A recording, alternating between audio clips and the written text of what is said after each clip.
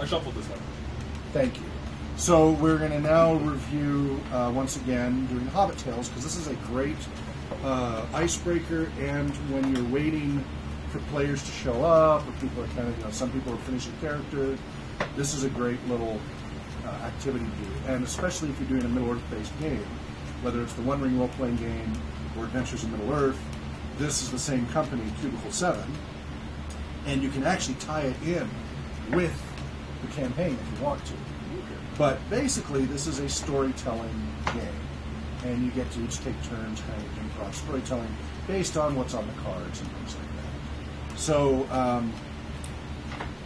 let's see. Now, John, you went through it recently, right? Mm-hmm. So, but I'm going to read it out here. So, Hobbit Tales from the Green Dragon Inn, a game for 2 to 5 hobbits by Marco Maggi and Francesco Nepitello. Francesco Nepitello helped write the One Ring and all that. The players are hobbits telling tales in front of a mug of beer at the Green Dragon Inn, or at the Ivy Bush, or the Golden Perch, etc.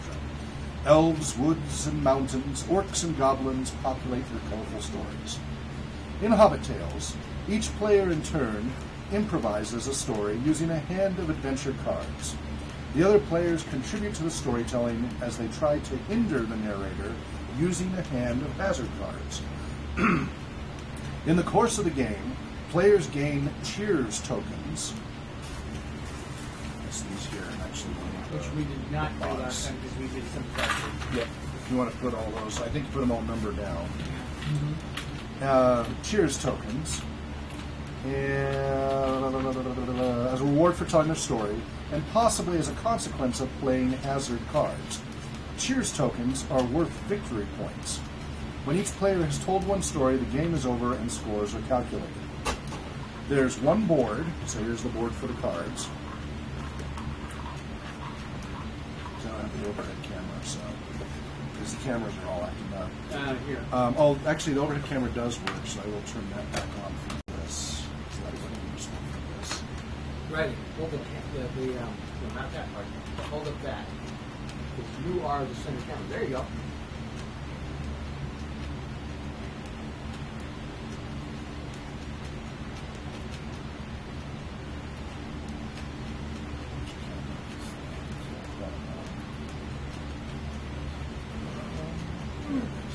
Any camera, any camera. Oh, that's the overhead. Yep.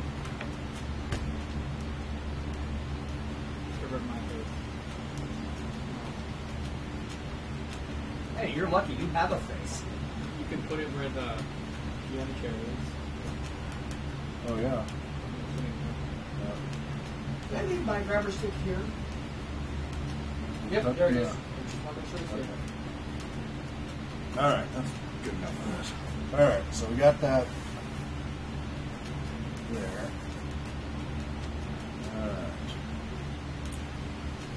All right. 75 adventure cards, 40 hazard cards, 5 coasters,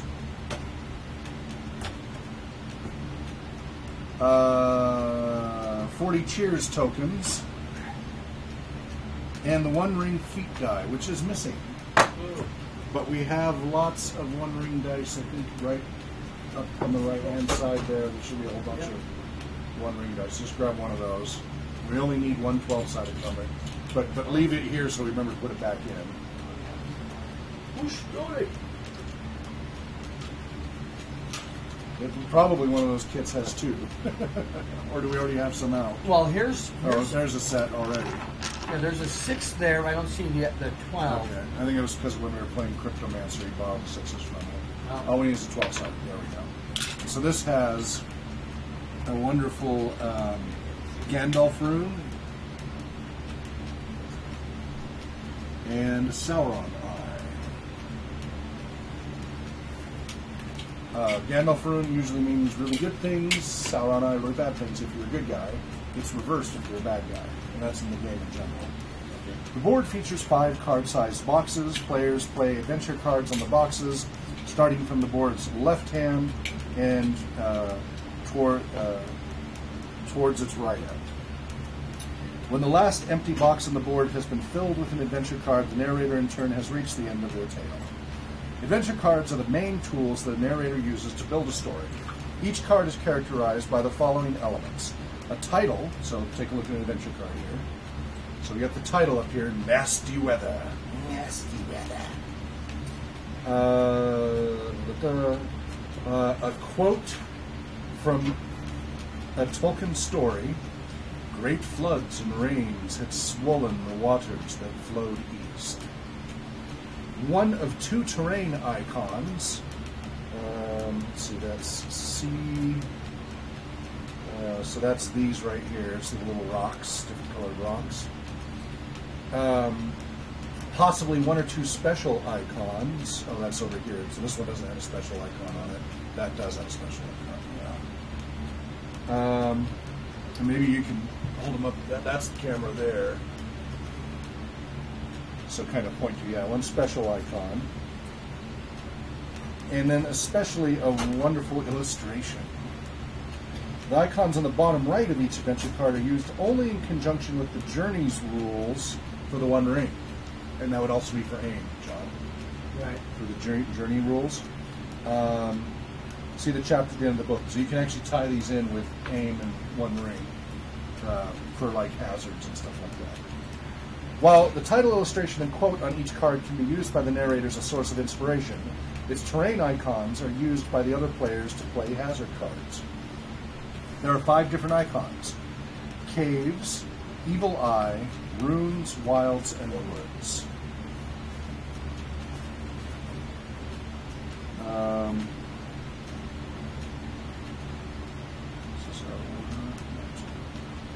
Special icons, when present, a special occurrence like the drawing of additional cards, spades, or the automatic success of a hazard episode, eye. Hazard cards represent potential danger, a fundamental ingredient of all good stories set in Middle-earth. Each card features a title, a set of 2 terrain icons.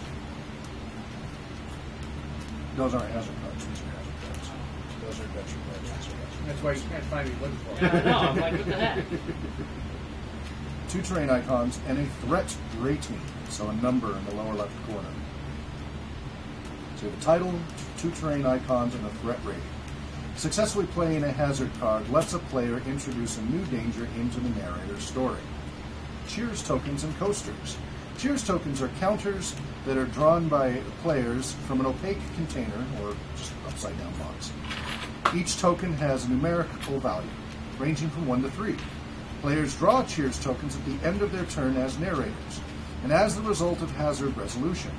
Players keep the value of their cheers tokens hidden from the other players at all times. The feat die. The 12-sided die, identical to the one used in the game for One Ring role-playing game, is used to determine whether a played hazard card has an effect on the narration or not. Preparations. The board is placed in the middle of the playing area. Players keep their coasters at hand. So here you go. Is this still in print? I believe so. I believe you can buy it through Cubicle 7 and Amazon and all that. But you can double check. But I wouldn't mind believe getting a copy for Yeah, myself. yeah. Players keep their coasters at hand. The 2 decks, the adventure deck and the hazard deck, are shuffled. All cheers tokens are placed inside an opaque container, a cup, or a pouch. 1 player is chosen as the first narrator. John, you want to go first? Since I'll be kind of coaching through the rules Sure. here. And then we'll just work our way around. When the current narrator finishes telling a story, the role of the players changes and a new round starts. The player to the left of the narrator becomes the new narrator, and the other players are the new hazard players. So at the start of a round, the designated narrator draws 4 cards from the adventure deck. That's your hand of cards. So go ahead and draw 4 cards, John, from the adventure deck. If I can tell their height. Yeah. 1, 2, many more. Alright. All the other players, hazard players, draw a number of cards from the hazard deck based on the total number of players. So we have 3 hazard players, so you draw 2 hazard cards each. If you can hand me 2, please. Thank you, sir. With 4 hazard players, draw 2 cards each, and the narrator draws an additional card from the other deck. Then the narrator draws 2 more cards from the adventure deck and inspects them.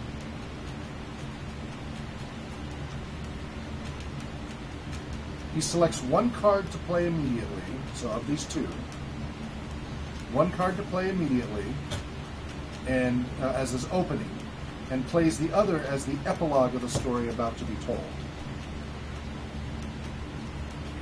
So that one goes face down, right? Yeah. This is So opening. 1 card is played face up on the first box to the left of the board and will be used to start the narration. Epilogue. The other card is played face down to the right of the board next to its last box. It will be revealed only when the narrator reaches the end of their tale to represent the conclusion of the story. Every turn is structured as follows. The narrator begins telling their story using the adventure card chosen as the opening. As soon as the narration entitles them to do so, they play an adventure card from their hand and to lay on the first empty box of the board.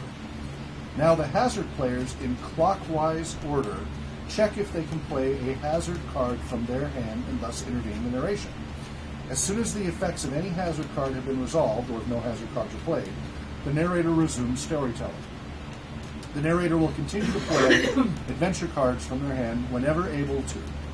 Every time that the narrator plays an adventure card on the board, the hazard players can check their hand of hazard cards to see if they're allowed to play a card or not.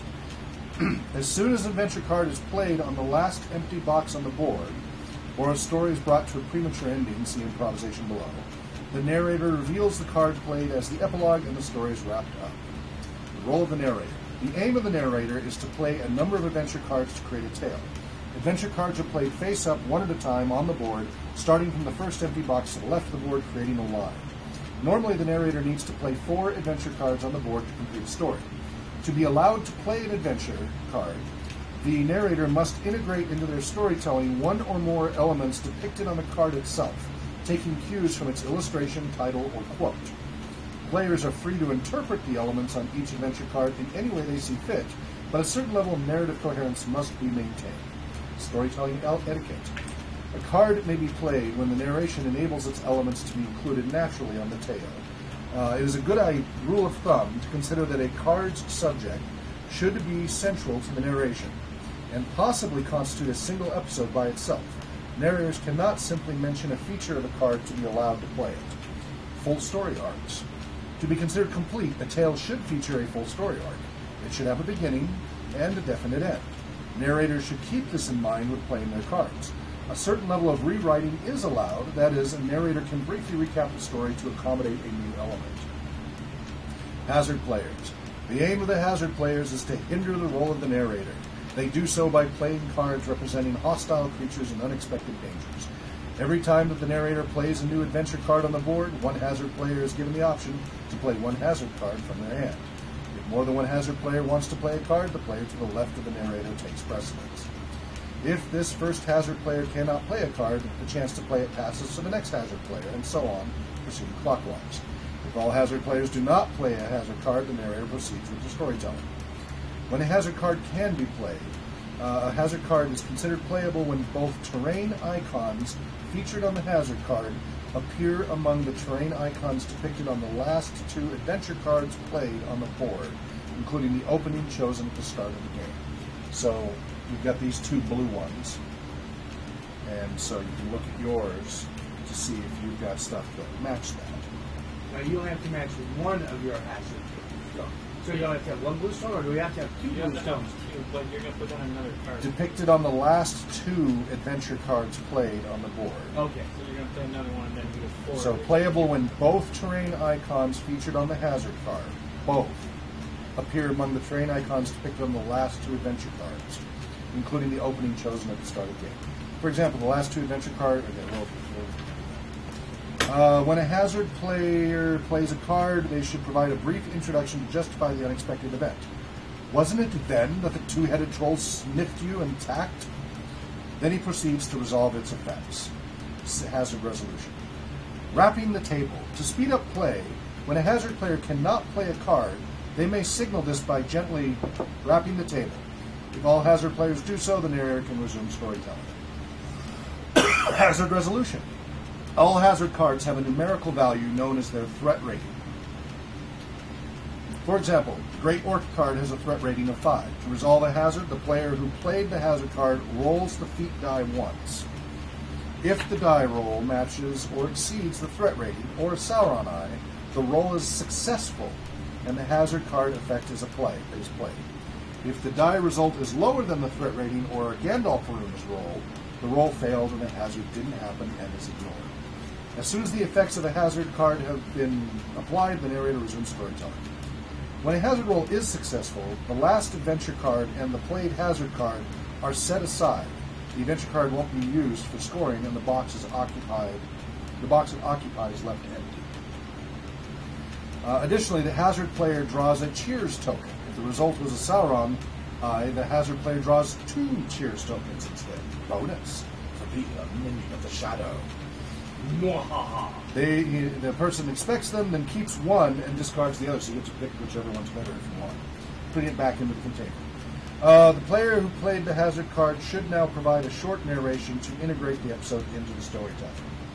Hazard players should keep in mind that the aim of their narration is to provide a diversion, not to block or otherwise cause unnecessary difficulties to the narrator. The integration should be entertaining and short.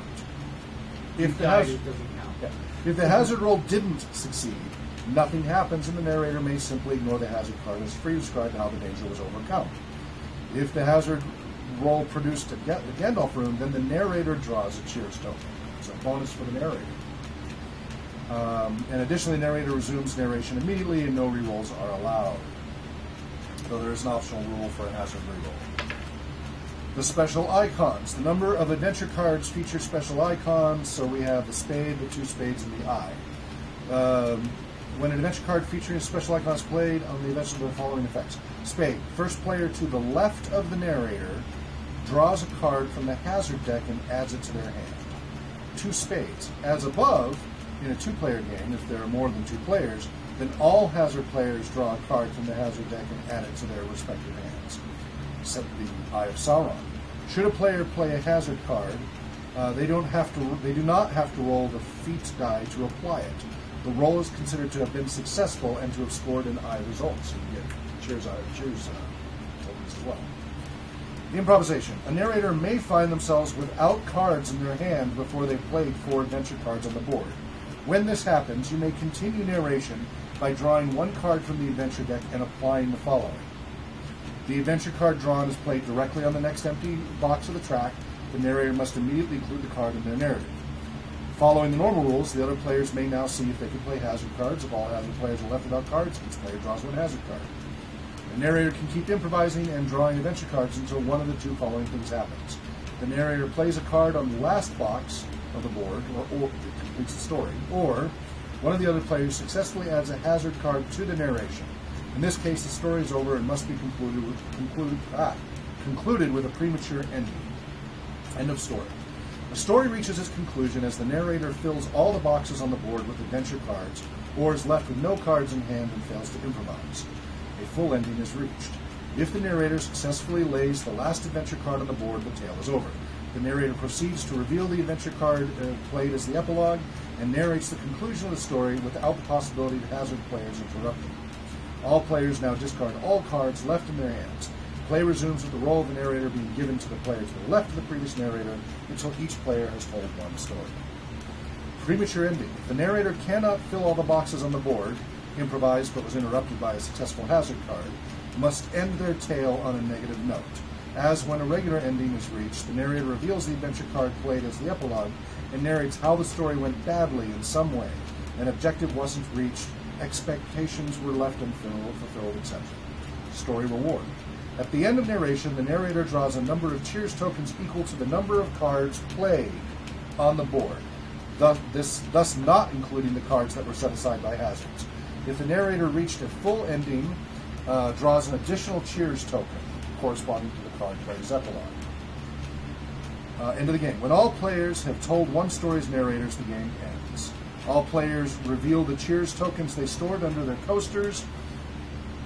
and calculate their basic scores by adding up the values of the 4 highest value tokens. This is their basic score for the game.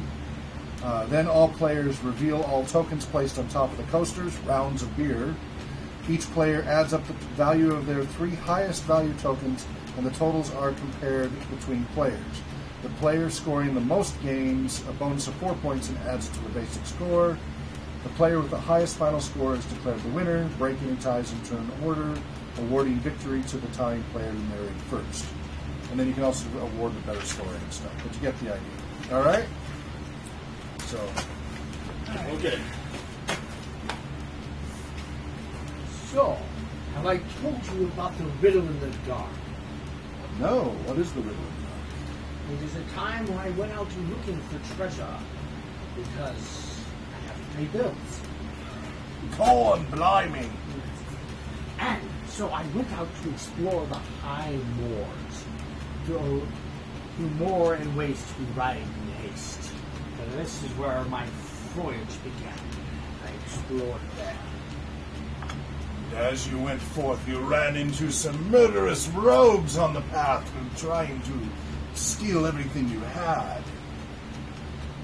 That's a 6. So you roll? Yeah, I rolled.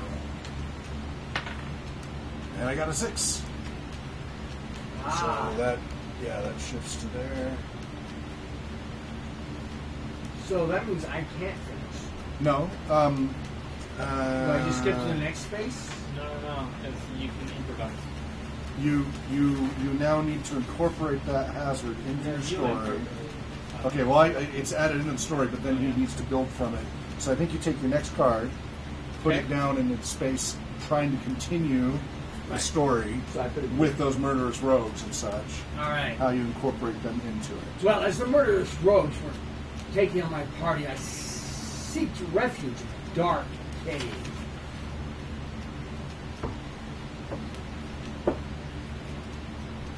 And there, because it was late, I fell asleep.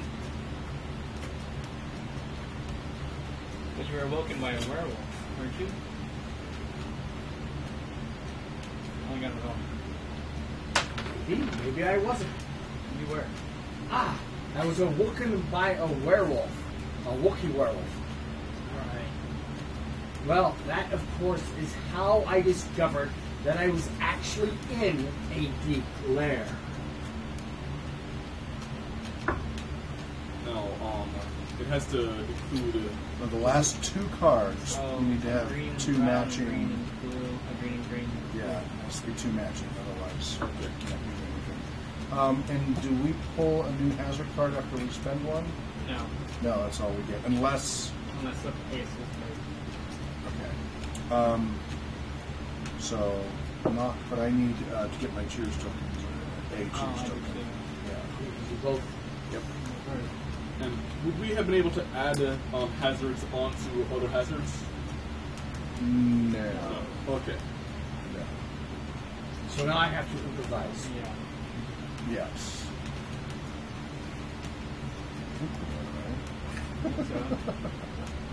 I was kept in that deep lair, almost as if I was a prisoner. But don't play earlier.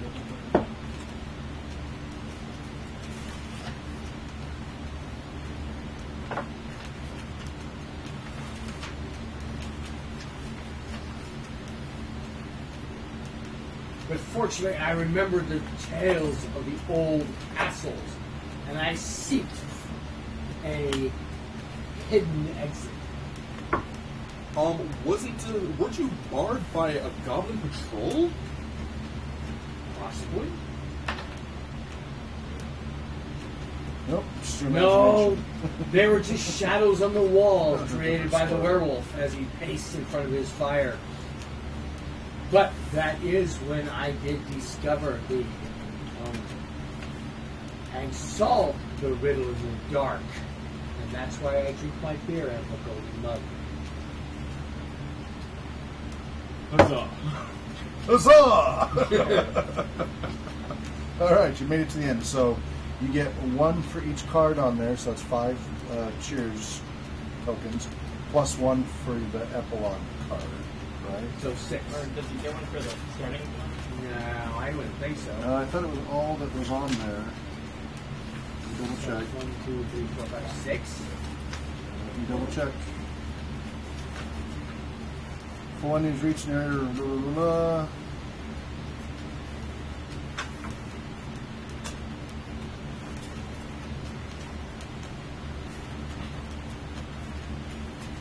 Okay, and there it draws a number of cheers tokens equal to the number of cards played.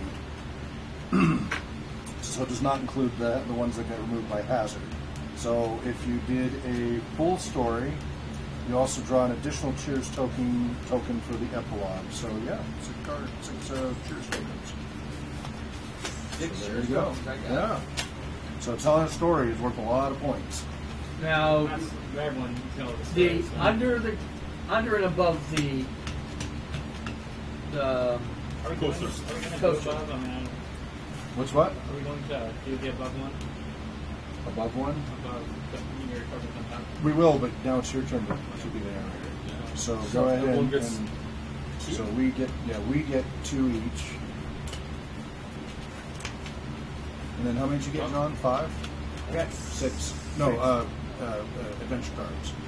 Oh, I got 4 adventure cards, and then I drew 2 more for the To beginning. start, right? Okay, yeah. So 6 total. So this is my back cards. Yeah. I don't remember how I'm supposed Okay, to and pay these. You don't yet. You keep them underneath until the end of the game. Okay. Riley, so you're going to pick 2 more, and of those 2, 1 you have to put down and 1 at the end. Okay.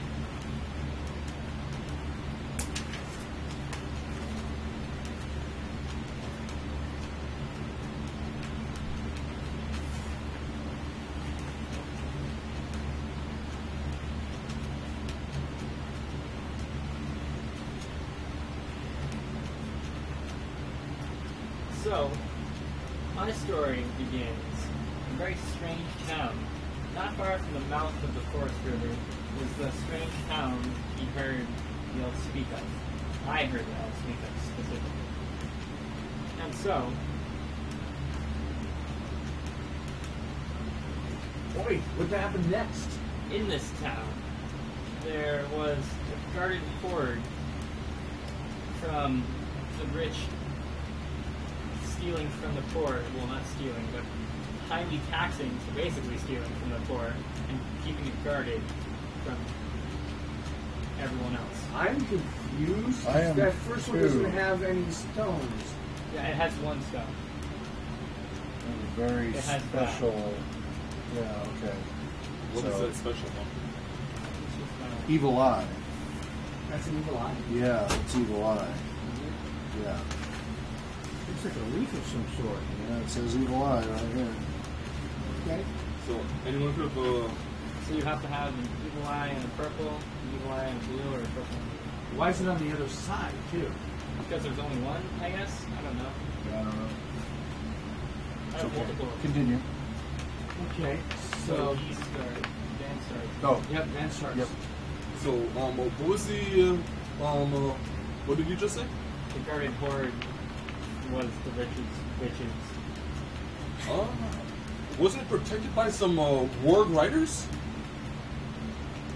Now you gotta roll. 6 or 9. Nope. On the table. We need On the the dice table, tower Dan. for him. Oh, Ah. yes. That's bonus for you. And yes, it was. Me too. And then you pick the higher of the 2. Or, You choose whatever.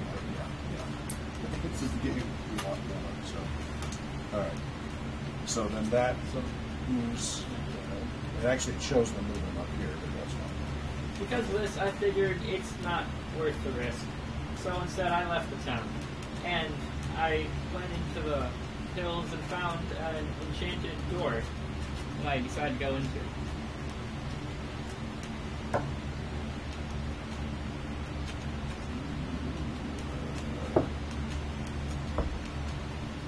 Little eyes are rare. Not 3 times on the sea.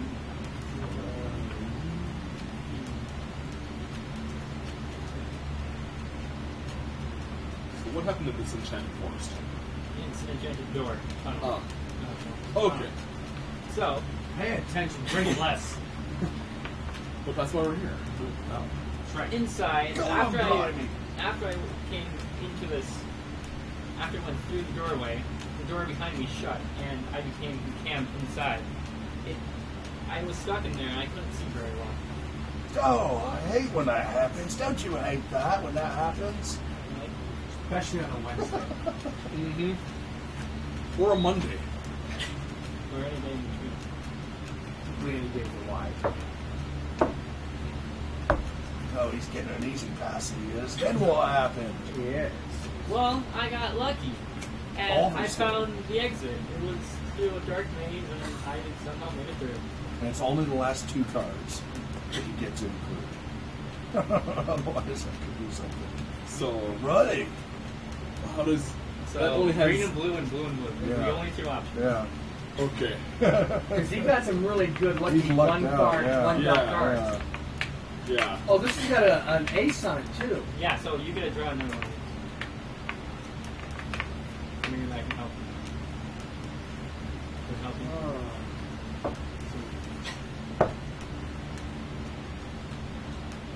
He's getting an easy one out. I know.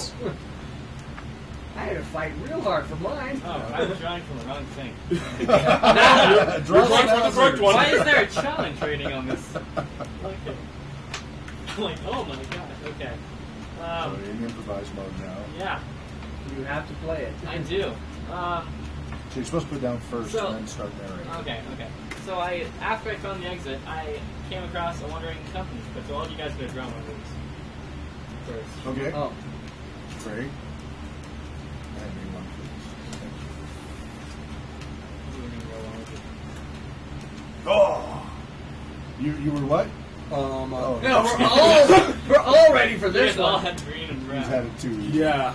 Weren't you harassed by birds of ill omen? I don't know. Were you? That's a 9. That's a 9. Oh. Cool.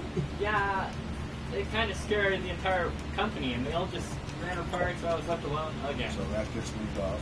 And since I was improvising, that's it. Oh yeah. So then now you have to end on a down tone with the epilogue. You I thought saw you were getting off Negative. easy. Negative ending. So I got to choose one of the share tokens? Yep. I So flip the epilogue and end it on a negative note. well, these birds of ill omen were actually eagles, and they came to help us, but instead they separated our entire party. Scattered, dropped you off all over Middle Earth. In pieces. Oh my! What if you got dropped in a volcano? Cole, someone might have died. So I get 4 of them. If I have 4 down, you got 6, right? Or did you only take 5? Oh, I had 6. 6 because I completed the Yeah. entire story. But When you don't then- finish the story, You got 4. Yeah. Okay. so unfinished story.